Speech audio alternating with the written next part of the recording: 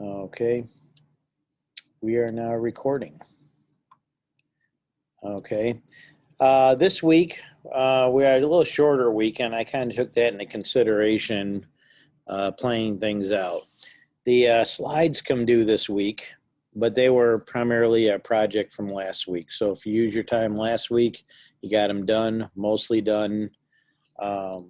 That's our standard slides. These slides are a little bit shorter than the other ones. Our topic this week is social structure, and we're going to have the test on Friday. And of course, our tests are kind of more like an assignments nowadays because you can actually use your notes, which I normally don't do. But then again, you also are not in class where we're discussing these in great detail like I normally would. But it's just going to be our social structure, everything about what social structure is, and our roles and statuses in society. And I've talked about all this to some extent already. Scribe status, achieve status, master status. Just to review those briefly. Status is, okay, let's see. A status is socially defined position in society. A role is a behavior attached to that status. So I use myself for an example. I'm a teacher. That has a certain status in society. Then a role would be a behavior. I show up to class and I teach, or I show up to my Zoom meeting and I review notes for the week. So that's the difference. And now another status I have is I'm a son to my parents, and I see them often. A status of a friend. I have a status of, now many of you got status of your job. You have a status of your role in your family. Many adults, the status may be being a husband or a wife. So those are all statuses. And of course, you got them among your friends and your peers. And then a role would be behaviors that go with that status. If one of your statuses is that you're a football player, then part of that behavior would be whatever it takes to be a football player, going to practice, working out, practicing the plays. If your status, if you consider a big one is you go to the Math Science Center, then a behavior might be studying math and science and getting into everything math and science. A scribe status is something you cannot control. Your age, usually gender. I know there's some exceptions to that, but in most cases, people would consider whatever gender they have is something they can't control. I guess in the other cases too. I haven't really thought that through yet. Achieve status is what you achieve. You work hard, you become a nurse or a policeman or a doctor or a lawyer or a teacher or whatever it may be, a business owner, farmer. Those are achieve status. You work toward it, you did something, got skills, you got education, so forth. Now, most people got multiple statuses, everyone does, but people have a master status that plays the biggest role. A lot of parents will say being a mother or a father, a husband or wife would be among their most important statuses. For some people, it is their job. A lot of people, it's their job. They define themselves mostly. Probably myself, to be honest, because I'm not married. Probably being a teacher is a big status of mine that I think a lot about. I'm not going to go into all the details here. You can read through these notes yourself. But you got role expectations, how you're expected to behave in certain roles. How I behave as a teacher in the classroom with my students is different than I behave if I go meet my friends for dinner, or if I go visit my parents, or if I do some other activity I'm involved in. Role conflict. That is when the expectations of one role gets and status interferes with a second status. So common situation there is your work and your family. People want to work and make money and do well in their job, but often the time commitment and the hours that you're required to do that can conflict with, being a good mother or father or a friend or whatever other conflict you may have. Just kind of jumping up, social interaction. Sociologists define 5 common forms of social interaction: exchange, competition, conflict, cooperation, and accommodation. I've not talked about these, so I'm going to talk about these here briefly. An exchange is when people interact in an effort to receive a reward or something in return. Probably the most obvious would be like a business deal. You come over and build a new deck on my house and I will pay you money. Or, you give me some tomatoes from your garden and I'll give you some peppers from my garden. There's some kind of exchange going on. Reciprocity is a type of exchange in which you do something for someone, but then that person owes you something in return. So I remember one time a friend's lawnmower broke, or neighbor's lawnmower broke, and they needed their lawn mowed, and they weren't going to have a mower for over a week. So I went over there, and they told me their problem. I said, no problem, I'll come over and cut your grass. Okay. They said, well, what can I pay you? I said, nothing. They said, what do you want in return? I said, probably nothing, but if our mower ever broke down and we needed our grass cut in emergency, if I could borrow your mower or something, that would be great. So he said, no problem. So I cut his grass, didn't charge him anything. So far, our mower hasn't broken, but if the time comes that the mower breaks, I got a neighbor who I wouldn't hesitate to ask. Competition and conflict. I think that's something you can, being a teenager, you can relate to. Competition, you usually think of sports. Our football team just beat Marshall on Friday night in a big win we're all excited about. We have a lot of other athletes competing in swimming and soccer and cross country, and see what else is going on now. We have tennis, golf, volleyball, probably forgot one in there somewhere, but we have all these competitions going on. So that's good.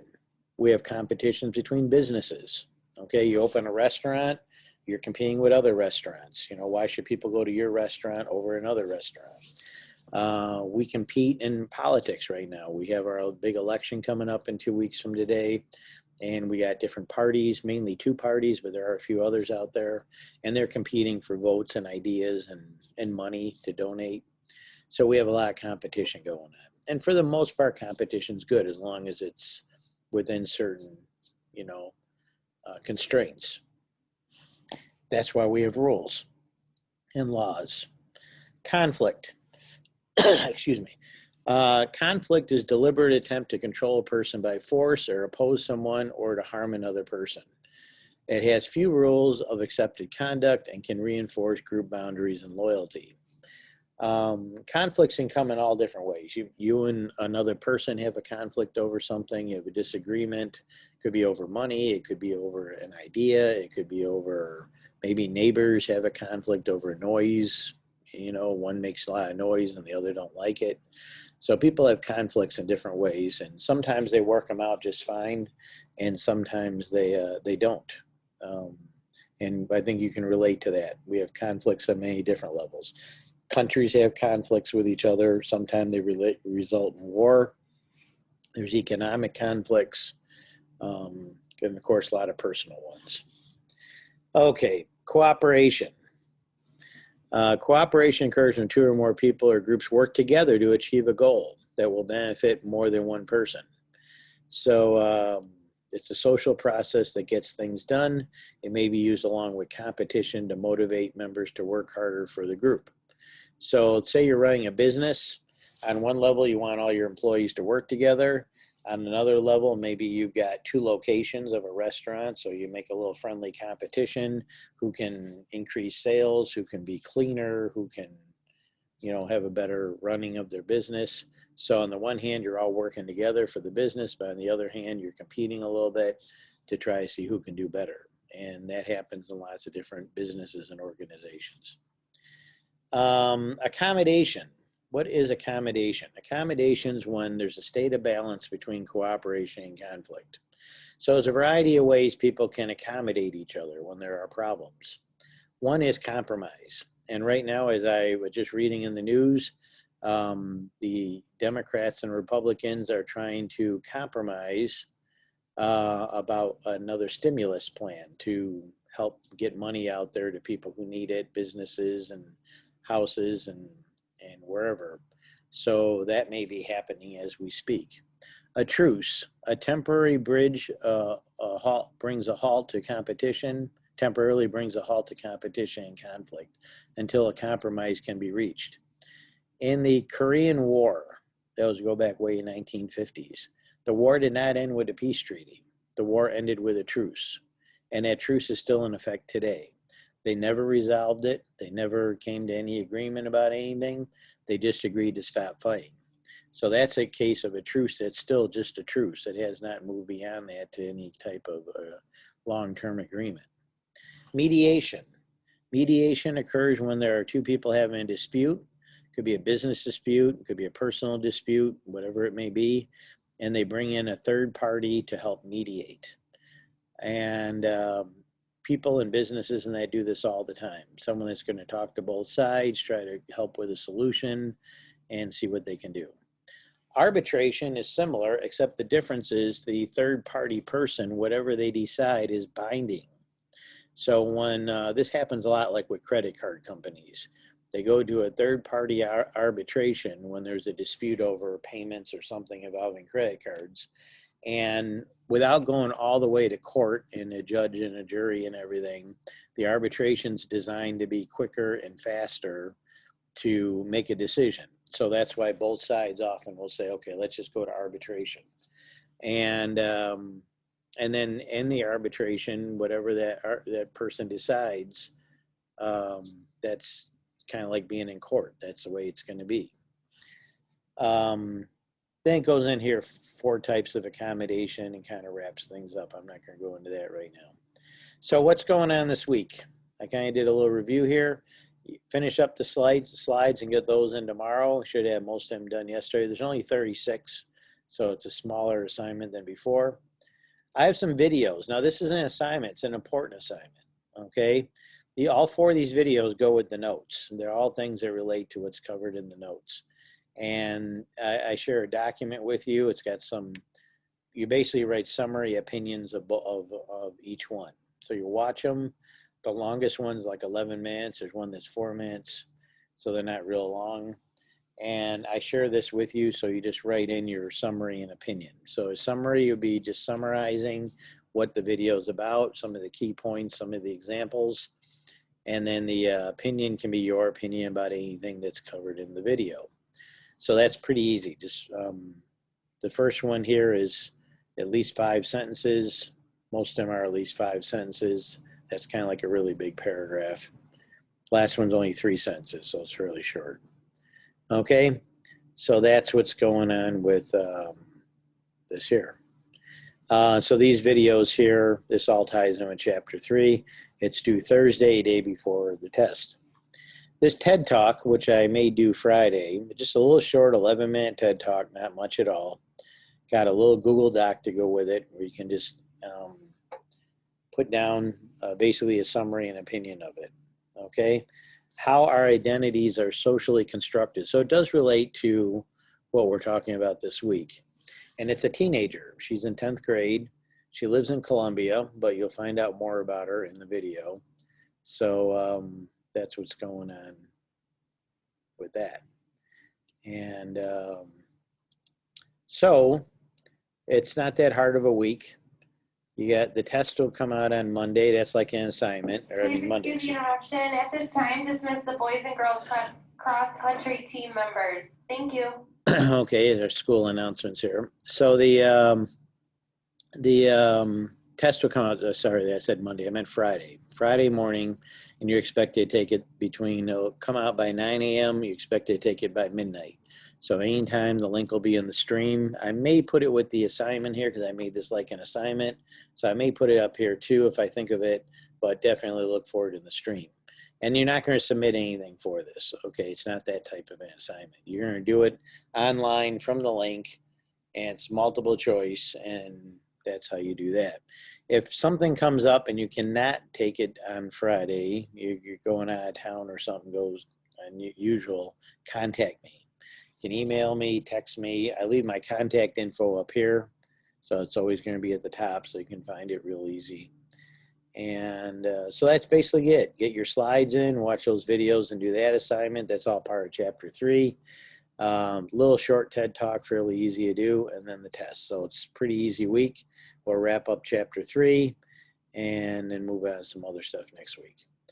So I'm going to check my my chat here to see if there's any questions there. Okay. And if there's any questions, let me know. I think because of the due date, usually I got about 5 or 6 or 7 that show up for this, but we moved the day to Tuesday, so they might have forgotten. But make a long story short, I record this so people who do miss it can watch a recording. I'll post it within the hour. And that's about it. If there's not any other questions, I'll go ahead and post this here, and everything else will be on Google Classroom. So without further notice, have a good day. If you got any questions, you can do that. I'm going to put bye in the chat. Have a good day. Okay, take care. Thank you.